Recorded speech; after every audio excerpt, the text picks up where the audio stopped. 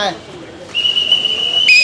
আমরা কি কোনো চাঁদাবাজি বা সন্ত্রাসের খপ্পরে পড়েছি? আমরা এই বাজারের কেউ যদি না পড়ে থাকি তাহলে তো আলহামদুলিল্লাহ ভালো।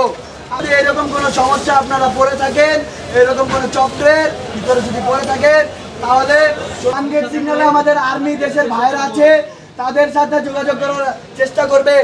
আমরা শেষে তাদের নাম্বার দিয়ে দেব কথার শেষে, ঠিক আছে?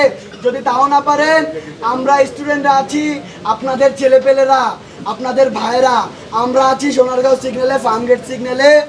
আমরা আমাদের জানানোর চেষ্টা করবেন, আমরা আপনাদের দুর্নীতি থেকে, সন্ত্রাসী বা ফেসিবাদী থেকে মুক্ত, দমন ও নিপীড়ন করার চেষ্টা করবো ইনশাআল্লাহ।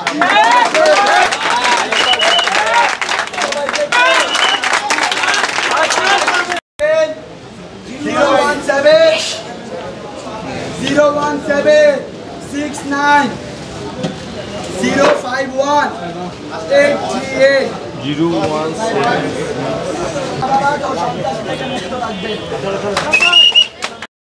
সবাই ছাত্ররা বলতেছে কেউ চাঁদা দেবে না, তো আপনাকে সামনেই বললেন।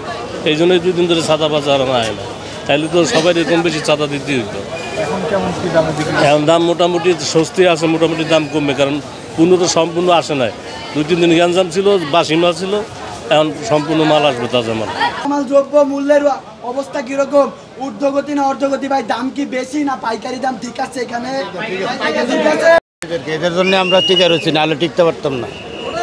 কারণ এরা যা শুরু করছিল 2-3 দিন মানে টিকাই করেন বাজারে। সাধারণ ব্যবসার খুব কষ্ট, সাধারণ লোকের কষ্ট। না হলে এটা আমার, ওইটা আমার, ওইটা আমার, এই শুরু হয়ে গেছে। তাহলে বাজারের ভিতরে যেটা আতঙ্ক থাকে, আমরা কীভাবে বাস করি? দেখা যায় কোনো গ্যাদারিং নাই, কেউ নাই। তাদেরকে চাঁদাবাজির জন্য অনেক হ্যারাসমেন্ট করা হচ্ছে। আর কিছু পাচ্ছে যে এরকম কোনো কিছুর ভিতরে হ্যারাসমেন্ট নেই, তবে বেশিরভাগ হ্যারাসমেন্টের ভিতরেই শিকার হচ্ছে। তারা হচ্ছে ভয়ভিত্তিকের কারণে কথা বলতে পারছে না, তারা অনেকে ভয় পাচ্ছে, অনেকে ভয় পাচ্ছে না, এরকম সূত্রে।